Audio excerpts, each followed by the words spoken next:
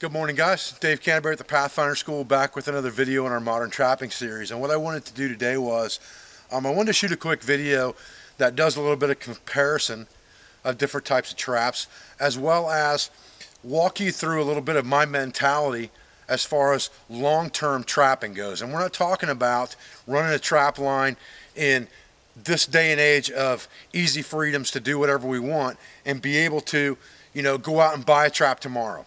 If a trap breaks, I can go buy another one tomorrow. It's no big deal. What I'm talking about is long-term self-sustainment or family sustainment, where you may not have the ability to go out and just buy another trap. Those items may be scarce in the long run, and traps may be right up in there with guns and ammunition as far as availability.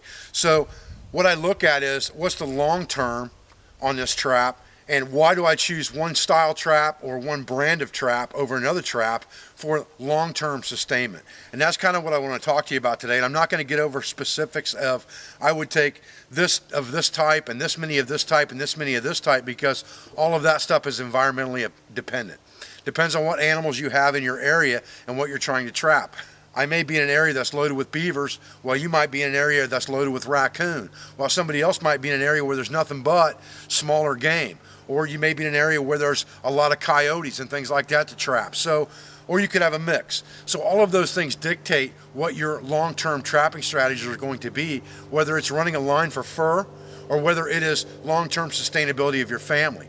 The other thing that you need to realize is that most of us in this day and age are not going to abandon everything that we have and walk off into the wilderness to try to survive long term. We have families that we'll have to care for and take with us.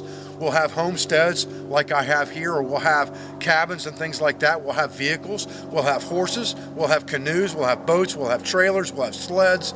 All of those things dictate what you can carry where and how far you can take it, as well as what you have for surrounding area. Maybe you live in a suburban area and you have to trap suburban environments. Maybe you live out in the country like I do and you've got access to thousands of acres of wildlife area. And part of the argument to that I hear from a lot of people is, well, if things go bad, all of these people in this city are going to flood the wilderness and the trapping is going to be non-existent because all the animals will be taken. I don't believe that philosophy, because I don't believe that if someone can't do it today, they're going to go out and do it tomorrow. People who live in cities and don't practice these skills are not going to be any better off today in the woods than they are tomorrow in the woods. They're going to stay in those urban environments and try to make the best of it, and they're going to be worrying about living off cans of cream corn, not going out and trapping raccoons. So I think that practicing these skills now is very important, and learning these skills now is very important, so that if you have to use them, you are able to do that. You're not just walking out there, because you can't trap if you can't control your body's core temperature. If you're going to die of hypothermia when you walk out there, doesn't matter how many traps you've got in the process, you're still not going to be around. That's all long-term methodologies and theories that you have to think about when you talk about trapping. So back to the original intent of this video. And again, these are just my opinions. I'm not arguing with anyone's opinions of what they've said in other videos. Everybody has their own opinion of things. What I want to walk you through is my methodologies of why I choose certain things and certain brands over others. And that's what we're going to talk about today. So the first thing we're going to talk about is we're going to talk about coil spring type traps. Coil spring type traps are very good in a modern day and age for trapping. They take up less room. They're easier to bed. They're not as good in water as they are on land, in my opinion, but they're very good land set traps. The problem with them long term or for sustainability is how hard they are to repair. Okay, and you have to think about those things when you're talking about long term.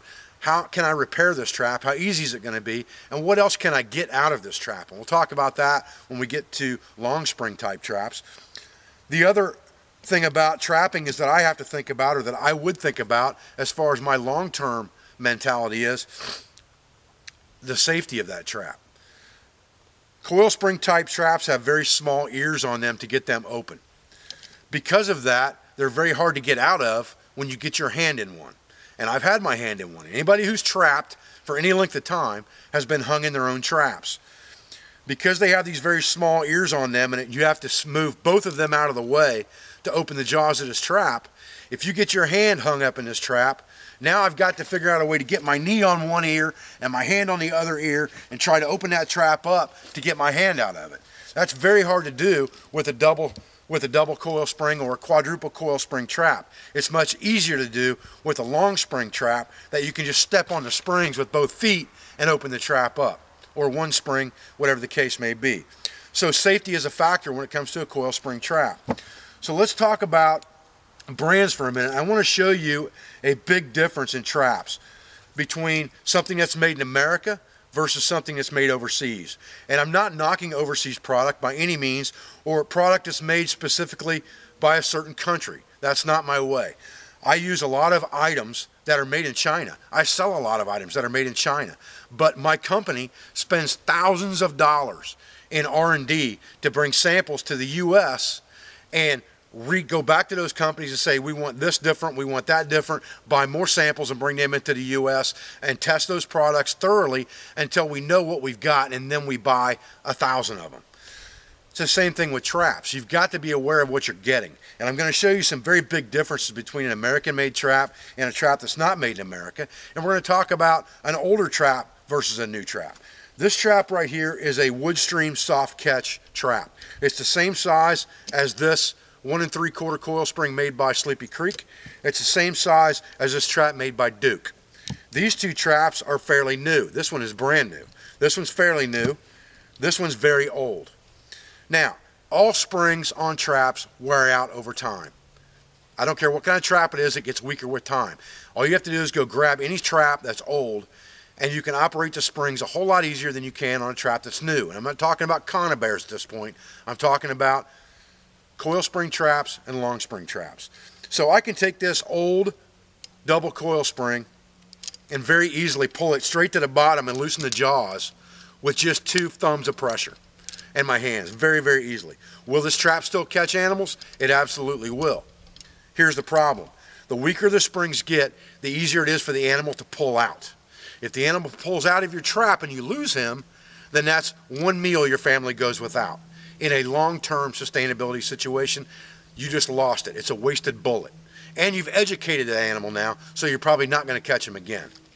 That's the problem. But will this trap catch? It absolutely will. Is it 100% effective now compared to when it was new? Absolutely not. Okay. This is a Sleepy Creek trap, double coil spring, and it is fairly new. There is no pulling this thing down to the bottom with 2 thumbs. I don't care who you are, you're not doing it. It's hard enough to do it even on a flat surface to get it down. What I have to do with these in the field is break them down over my leg, and then, even then, they're way difficult to set. It is no fun to have to set a bunch of these Sleepy Creek traps in a day's time because they're just hard to set because the springs are so heavy duty on them, okay? We'll talk about the springs in a minute. We'll take a close look at them. I'll show you what I'm talking about. This is a brand new Duke trap, okay? Again, I'm not banging on Duke. I'm saying that in the long term, it's not what I want. This trap's brand new out of the box. I can bring it all the way down and flap the jaws with 2 thumbs. Those springs are not near as strong as these springs are. Again, over time, they're going to loosen up and get worse, just like this old Woodstream. And this one's new. So over time, it's going to get worse and worse. I'm going to get more pullouts. That's a problem. Now let's take a look at these springs up close. I want to show you the difference between the 2 springs on these traps.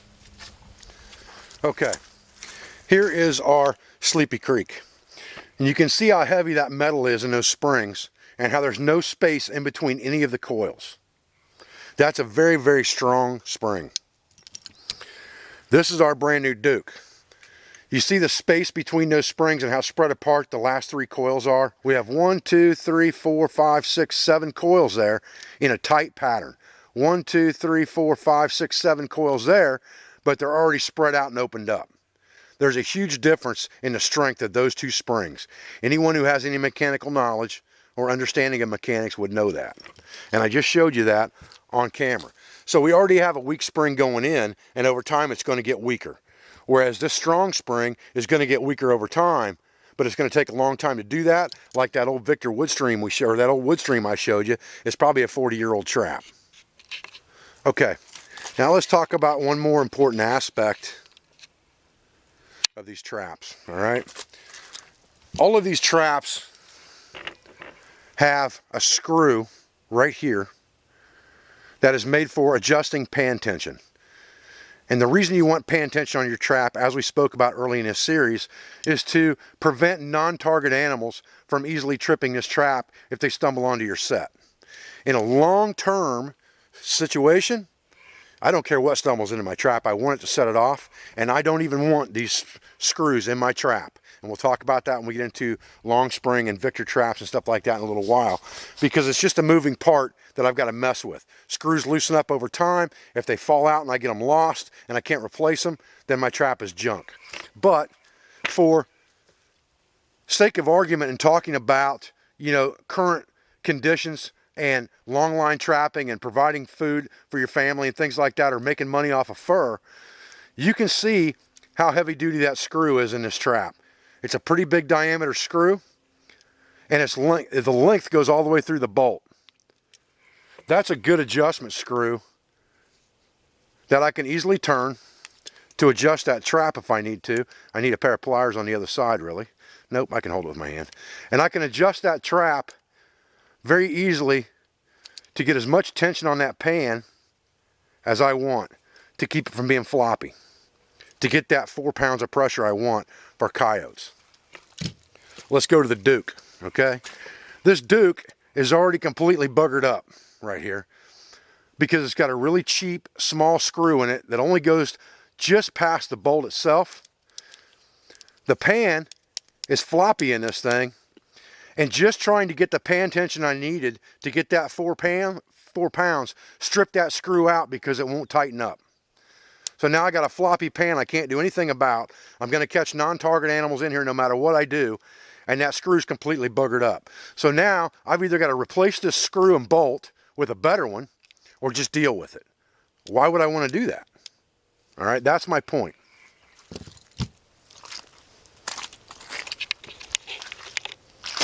Okay, so now let's talk about long springs for a minute, okay?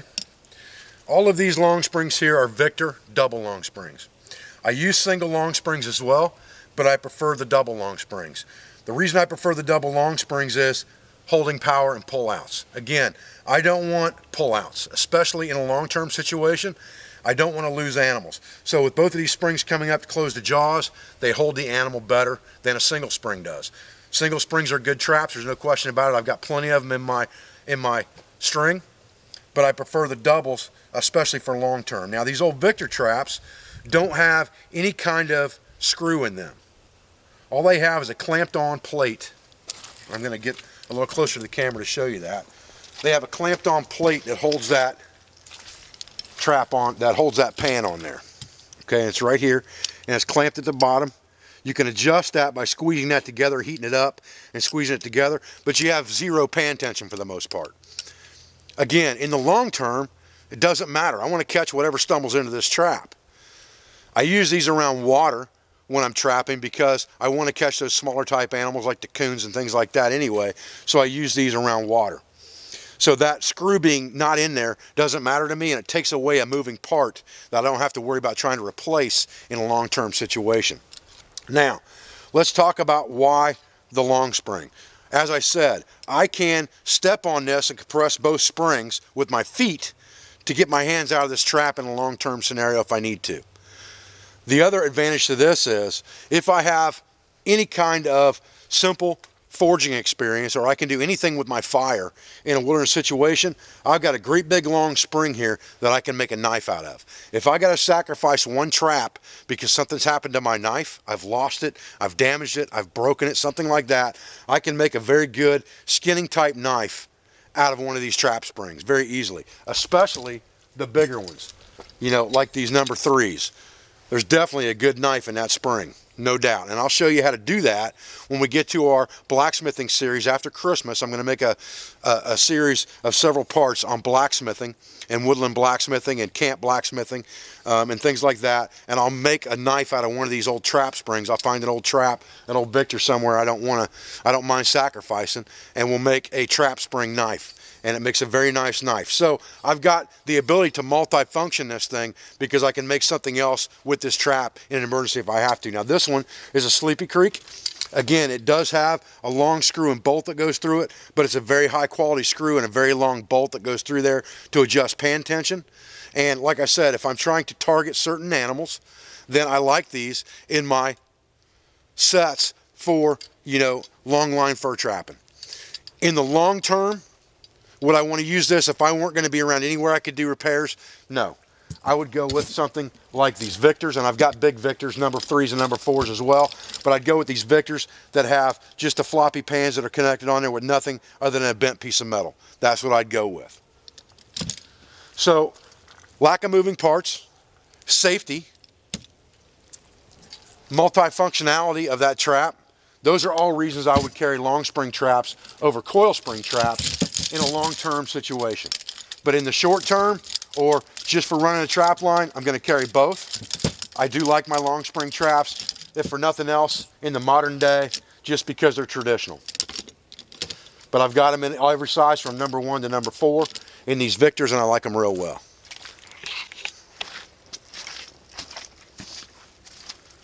Okay, so that brings us to body grip traps, conibear traps as they're called sometimes. You know, it's pretty hard to mess up a rat trap, and that's pretty much what this is. It is an X pattern trap that has 1 or 2 springs on it depending on the size, that opens and closes in an X fashion. Pretty hard to mess that up, I don't care who you are. So it really doesn't matter what brand of these things you buy.